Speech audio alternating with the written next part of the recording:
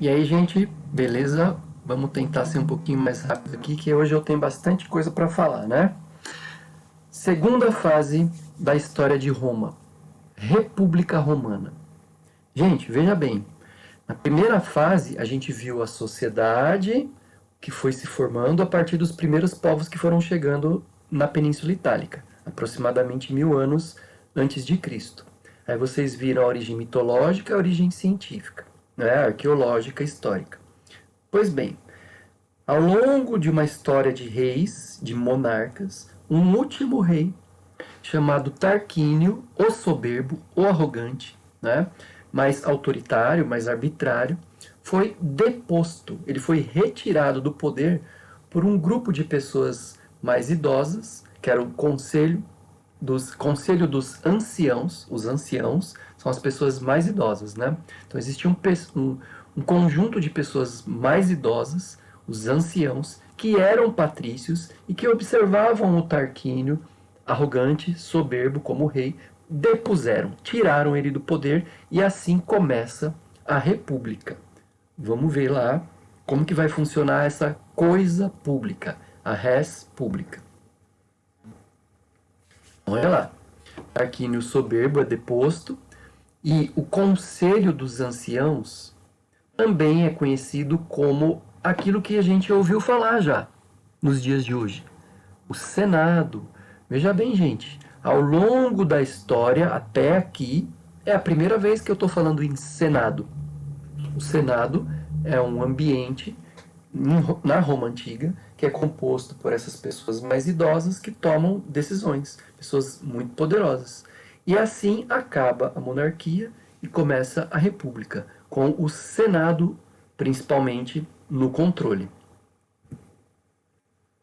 Porém, além do Senado, existia ainda as magistraturas, um grupo de pessoas que compunham aquilo que a gente chama de magistraturas, e essas pessoas se reuniam em assembleias. Então, era o Senado, magistratura e assembleia. Vamos ver cada uma delas, dessa república que a gente está contando aqui. No Senado. Bom, no Senado, quando está escrito aqui cargo vitalício, quer dizer que um senador, quando ele se tornava senador, ele poderia ficar como senador até o fim da sua vida. A vida toda era vitalício, não é? E qual a função deles? Elaborar leis, cuidar do dinheiro, cuidar da administração, controlar o exército, pensar as questões relacionadas à guerra, as finanças voltadas para a guerra, para a cidade de Roma e agora para toda a península itálica. Porque lembra, na monarquia, Roma era só uma cidade. Agora a gente está na república, a segunda fase, e na república o que a gente chama de Roma é toda a península itálica. Como administrar isso? Quem administrava isso? Bom, era um caso a ser pensado pelos senadores, pelos anciãos, pelos cidadãos mais idosos, pelo conselho dos anciãos, pelos patrícios mais velhos. Tá, lembra? Senado, magistratura e assembleia. Vamos ver como que funcionava a magistratura. Os magistrados, eles eram escolhidos pelos senadores. Eles deveriam auxiliar os senadores. Então imagina que eu sou um senador e eu te escolho para você me auxiliar. E eu vou te contratar para você me auxiliar como um questor, como um censor, como um pretor. Eu preciso pensar. Mas espera aí, o que é cada um? O que é cada uma dessas funções? Olha lá, vamos de baixo para cima. Os edis, eles cuidavam da segurança e da administração dos locais. Os pretores trabalhavam com a questão da justiça, de fazer a justiça acontecer dentro do fórum. Os censores, eles faziam levantamentos, aquilo que a gente conhece até hoje também como o censo, para poder saber quantas pessoas existiam, qual a idade dessas pessoas, quais eram as suas posses, para a partir disso você recolher esses dados e ter uma noção do perfil da sociedade romana, para poder tomar as suas atitudes com base nas necessidades dessas pessoas. Quem fazia esse censo eram os censores. E os questores? Os questores cuidavam do dinheiro, dos impostos, da arrecadação, né, dos impostos, para poder levantar verbas para o dinheiro público poder fazer as coisas acontecerem, né? E fazer a sociedade trabalhar para construir obras, levantar pontes, arquedutos, fazer os locais funcionarem. E os cônsules? Os cônsules eram os mais poderosos, né, junto com o Senado.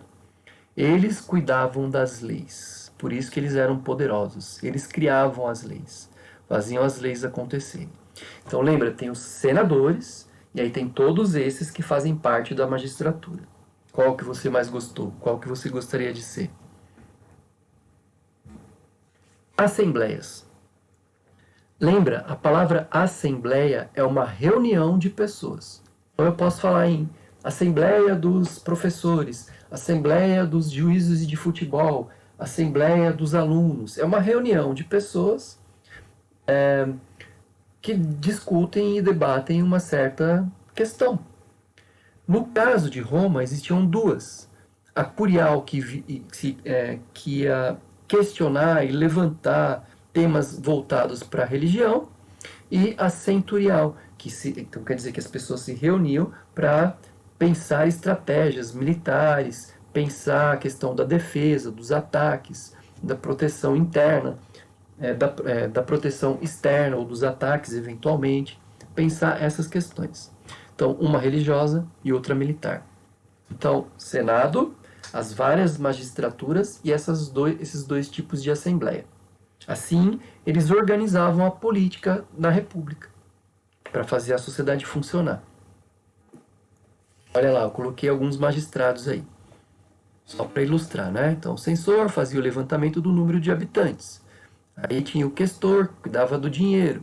O edil cuidava dos serviços públicos, o prestor, que era responsável pela justiça, e o cônsul, né? Tá vendo que ele tem um louro, ele é mais poderoso, ele é mais velho, né? Comandava o exército, além de presidir o Senado. Muito importante a figura do cônsul. E aí, para a gente imaginar a situação, né? De uma assembleia, eles reunidos, discursando, algumas pessoas ouvindo, né? Esse modelo que muitas vezes a gente vê na sociedade contemporânea, nos dias de hoje, né? Os políticos reunidos, falando, enquanto os demais ouvem para tomar uma determinada decisão. Isso já acontecia na Grécia Antiga e está acontecendo aqui em Roma também. No caso aqui, a pessoa está falando, palestrando. Tá. Gente, a coisa mais importante da República Romana é o grande marco da República. Sabe o que é? Briga, embate, lutas. Veja bem, lutas dentro de Roma e lutas fora de Roma. Olha aqui, lutas internas e lutas externas. Ah, mas o que são as lutas internas? Vocês vão ver, eu vou explicar os detalhes dos patrícios contra os plebeus, por um motivo que vocês já vão entender. E externo, Roma lutando contra vários locais, para tentar dominar vários locais e ampliar suas posses e seus domínios. E o que deu mais trabalho foi uma cidade no norte da África chamada Cartago. A gente vai ver o detalhe daqui a pouco. Vamos ver uma de cada vez? Lutas internas primeiro. Gente, lembra que eu falei lá na aula passada dos plebeus?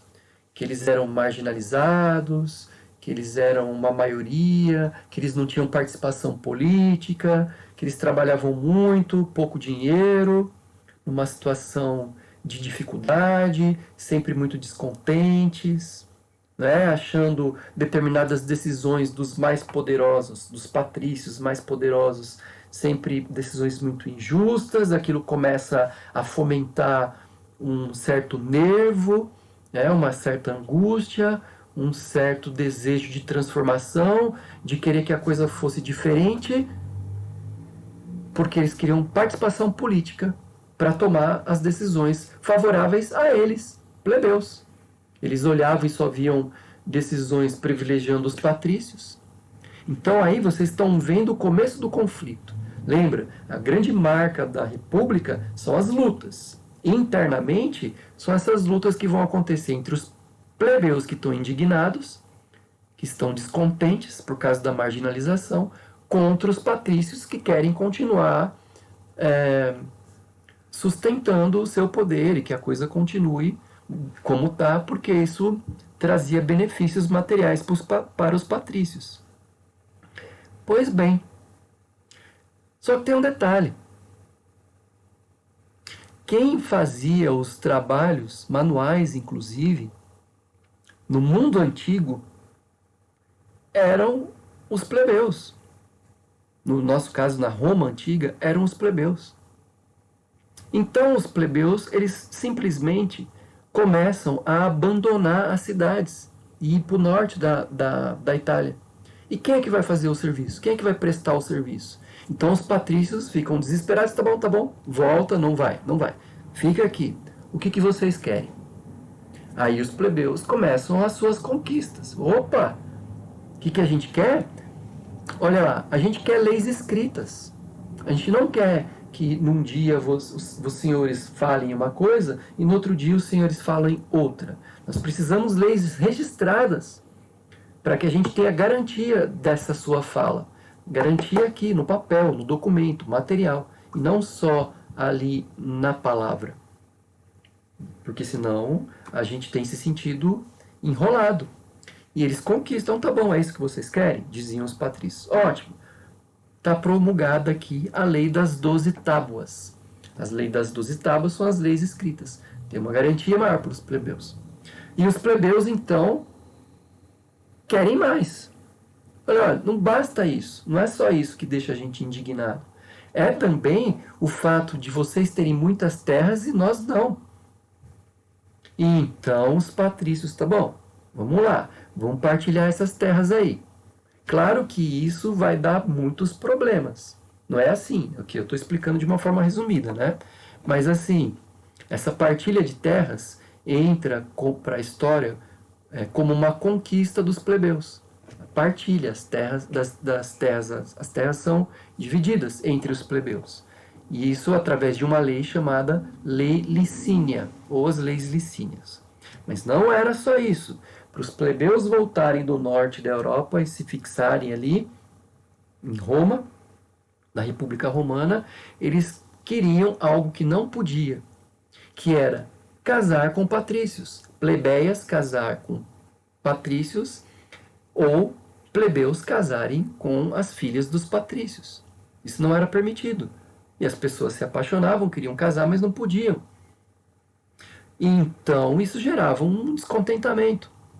E os patrícios, indignados com cada uma dessas decisões, tudo bem, vamos fazer a lei Canuleia. E aí passa-se a casar e a misturar, cria uma sociedade um pouco mais híbrida, mais misturada. Tá, só isso? Não. Gente, agora vem a principal parte. A conquista dos plebeus, que eles mais sonhavam. Tribunos da plebe, tribunais da plebe. Os plebeus em assembleia podiam tomar decisões que vetassem, que cortassem as decisões criadas pelos patrícios. Lembra? As leis eram criadas lá pelos patrícios. Fazia valer. Agora tem um grupo de plebeus que fala, não vai valer. Não vai valer por causa disso, disso, daquilo. Nós, do tribuno da plebe, não queremos. Nós defendemos os nossos direitos.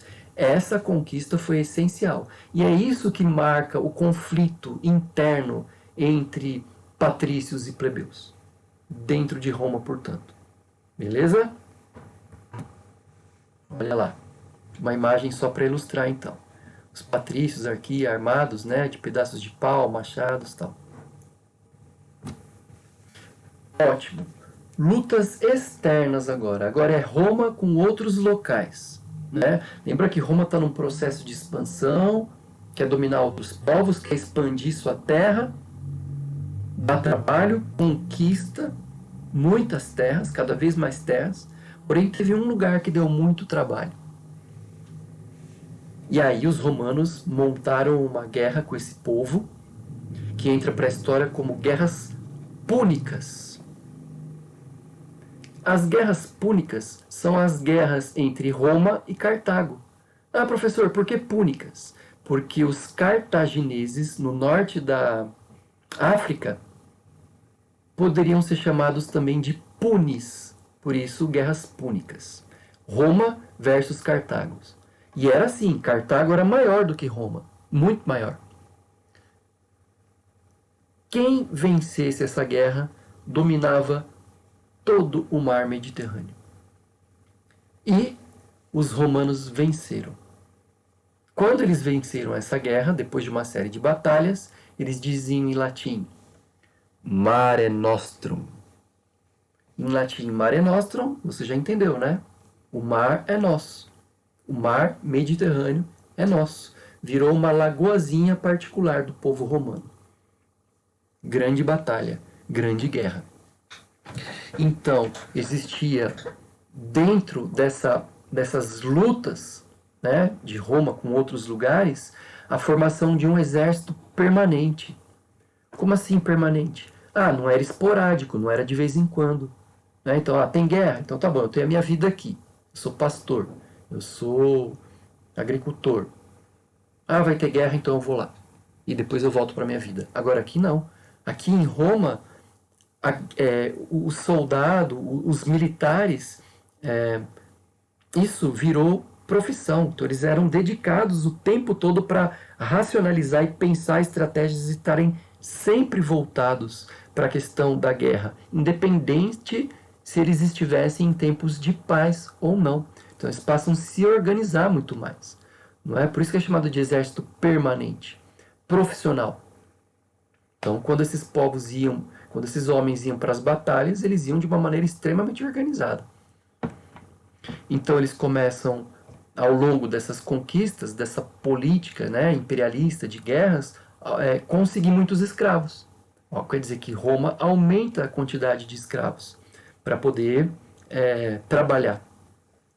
Aumenta também o grande afluxo de riquezas, porque existia um hábito entre os povos antigos de o povo que dominou pilhava, roubava talheres, objetos de valor, não é? E levavam aquilo para suas cidades de origem. Né? Você foi derrotado, então eu pego essas coisas e levo para mim. Não é? Agora, em relação à questão da escravidão, lembra que eu comentei que isso vai aumentando, né? Então, quer dizer que aqueles que são subjugados ou pagam imposto ou viram escravos, né? E lembra que eu comentei na outra aula que Roma se expande tanto que domina inclusive a Grécia. A Grécia não era aquele modelo cultural gigantesco e maravilhoso. Isso influencia muito os romanos. Depois a gente comenta na aula de cultura romana. Ótimo, Roma está crescendo, Roma está dominando muitos lugares, não é? Mas essa prosperidade toda não beneficia a todos. Né? Os plebeus, de novo, estão cada vez mais arruinados, cada vez mais enrolados, apesar de ter conquistado lá os tais tribunos da plebe. A situação no fim do período republicano vai aumentando, até que surgem dois triunviratos. Né? Triunvirato é uma forma de organização política. Triunviratos. O primeiro triunvirato com 3 e o segundo triunvirato com mais 3 representantes do poder. Desses homens todos, 2 se destacam, que um é o Júlio César e o outro é o Otávio Augusto. Né? Então, o Júlio César era um militar muito poderoso, muito grandioso, ele tinha um carisma popular muito grande, porque sempre que ele voltava das guerras que ele vencia, ele distribuía o butim, aquilo que ele tinha pilhado dos outros povos, para as pessoas que iam assistir ele passar pela Via Ápia. Né? A Via Ápia era uma via que era uma subida até o campo de Marte. Então os romanos, eles venciam a guerra, então eles voltavam a cavalo e tinha um desfile militar. Eles passavam desfilando pela Via Ápia até chegar lá em cima, onde está o campo de Marte. Lembra? Marte é o deus da guerra, então eles vão agradecer ao deus Marte por terem conquistado mais uma terra. E nesse desfile, muita gente passava para ver, não é? Como se fosse uma vitória. E alguns generais, como o Júlio César, distribuíam o butim, né? Davam peças de valor para o povo. E esses daí eram os mais aclamados pelo povo, né? E nessa situação, né, de intensidade política, de briga política, de disputa política, o Júlio César passa a se destacar e então assassinam o Júlio César. Aquilo deixa o povo revoltado. Roma, a República Romana entra numa crise muito profunda e para tentar combater essa crise, eles colocam um sobrinho do Júlio César no lugar, que é o Otávio Augusto, que vai se tornar um imperador, ditador e vai colocar fim na República e vai começar o Império. É o primeiro imperador dessa terceira longa fase que vai ser o Império Romano. Tá, aqui um mapa então. Olha, Roma está aqui e aqui em azul Cartago, sendo que a cidade está aqui. Quem vencesse essa batalha dominava todo o mar Mediterrâneo. Os romanos venceram. Aqui alguns exemplos, né? Dos legendários com as suas peças de roupa, as suas formações, forma de tartaruga, eles chamavam de casco de tartaruga, para impedir as flechas, né? Aqui o Júlio César e o Otávio Augusto. Então é isso, gente. Da República, vocês viram a questão política formada por senadores, magistrados e assembleia. Vocês viram a parte principal, que são as lutas internas e externas. Vocês viram a questão do exército, super preparado, e essa crise final da República, essa disputa e a morte do Júlio César. Tudo bem? É isso. Valeu!